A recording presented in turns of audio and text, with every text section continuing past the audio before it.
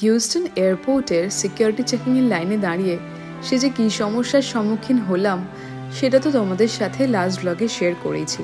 কিন্তু তারপর new jersey পৌঁছাতেই আমাদের জীবন থেকে হঠাৎ করে 1 ঘন্টার সময় ফুরুত করে উড়ে গেল। আর তারপর আমরা কোথায় উঠলাম সেই সব কিছুই শেয়ার করবো আজকের ব্লগে। সো হ্যালো এভরিওয়ান, কেমন আছো সবাই? আমি Nilanjana and a very warm welcome to my channel. Security চেকে এতটাই সময় চলে গেল যে তারপর আর হাতে একটুও সময় ছিল না। তাই আমরা একেবারে প্রায় দৌড়াতেই বোর্ডিংয়ের গেটে এসে হাজির। ভাবছি যে সবাই কি উঠে গেছে নাকি বোর্ডিং এখনো শুরু হয়নি। তখন বাজে প্রায় 7:10 আর আমাদের ফ্লাইটের টাইম ছিল 7:30 মতো। তো ওখানে ডেস্কে গিয়ে জিজ্ঞাসা করতে বলে যে সব বোর্ডিং কমপ্লিট হয়ে গেছে স্যার, আপনারাই লাস্ট বাকি আছেন, যান গিয়ে সিটে তাড়াতাড়ি বসে বলুন, তাহলেই আমাদের ফ্লাইট ছেড়ে দেবে।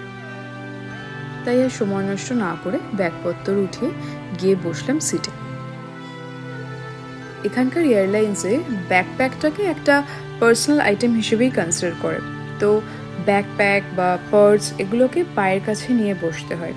ওপরে যেখানে ব্যাগ রাখার জায়গা থাকে সেখানে শুধুমাত্র যারা চেক ইন লাগেজে কোনো লাগেজ নিয়ে এসেছে, মানে ধরো ছোট স্যুটকেস আর কি, তো সেগুলোকে ওপরে রাখতে পারে। বাট যদি ব্যাকপ্যাক নিয়ে আসে সেগুলোকে ওপরে কিন্তু রাখা যায় না, এখানে পায়ের কাছেই নিয়েই বসতে হবে।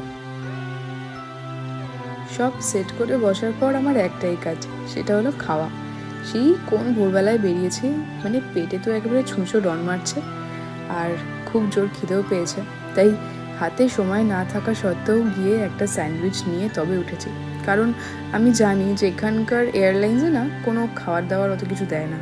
সেই উঠে একটা রিফ্রেশমেন্ট ড্রিঙ্ক মতো দেয় আর একটা ওই চিপস বা বিস্কিটের প্যাকেট, এরকম কুকিজ কিছু একটা দেয়। তো সেই সব খেয়ে তো আমার পেট ভরবে না, আর না খেলে আমার মাথা গরম হয়ে যায়, তখন রাগ হয়, চিল্লামিল্লি করি। তার থেকে ভালো একটা খাবার দাবার নিয়েই ওঠা আর কি। এখানে দেখছি ডোমেস্টিক ফ্লাইটেও প্রত্যেকটা সিটের সামনে একটা করে স্ক্রিন দিয়েছে। তো এখানে মুভিজ, গান এগুলো শোনাই যায়। আমার এসব ভালো লাগছিল না, মনে হচ্ছিলো যে কখন আমার ডেস্টিনেশনটা আসবে, আমি মানে হাঁপ ছেড়ে বাঁচবো। এই ফ্লাইটের জার্নি আমার একদম পছন্দ নয়।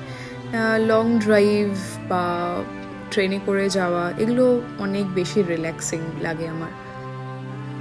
তো যাই হোক, আপাতত লাস্ট বারের মতো হিউস্টনকে টাটা বলার সময় এসে গেছে আর আমাদের ফ্লাইট ছেড়ে দিল সকাল বাজে 7:30।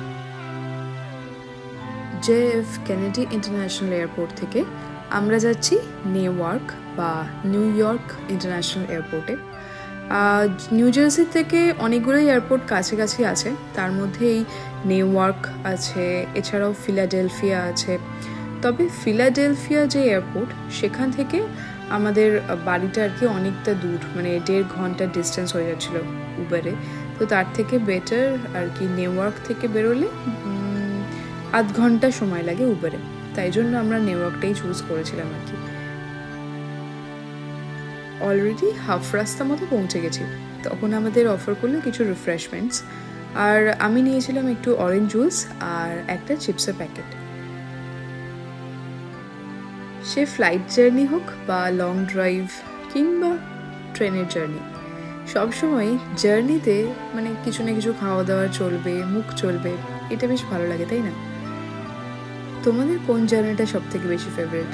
মানে ড্রাইভ করে একটা জায়গা থেকে বহু দূর পৌঁছে যাব, নাকি ট্রেনে করে যেতে ভালো লাগে, নাকি ফ্লাইটে, কোনটা সেটা আমাকে কমেন্টে জানিও, ঠিক আছে? তো যাই হোক, খুচখাচ মুখ চালাতে আর দুজনে বকর করতে করতে আমাদের ডেস্টিনেশনে প্রায় পৌঁছেই গেলাম।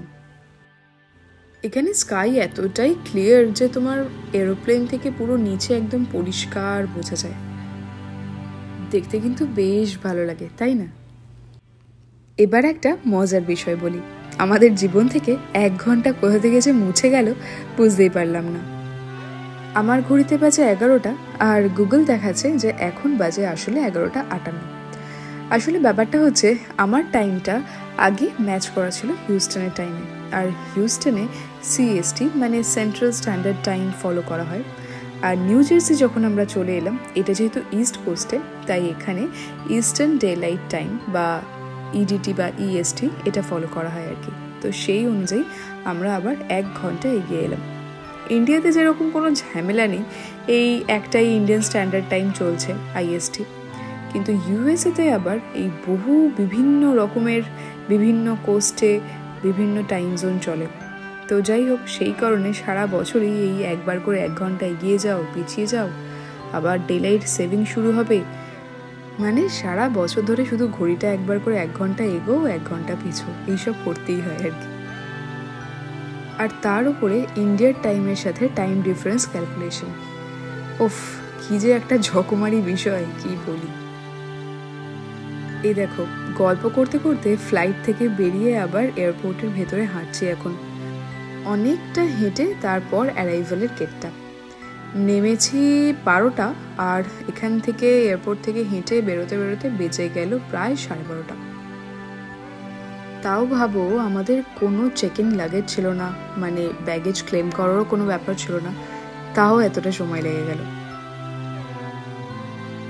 আর এখানে অ্যারাইভালের গেটে এসে দেখি আবার এরকম কয়েকজন করে ছাড়ছে, মানে গেট থেকে একেবারে যে সবাই বেরিয়ে যাবে তা না, তাই আর কি লাইনটা অনেকটা বড় পড়েছিল বেরোনোর।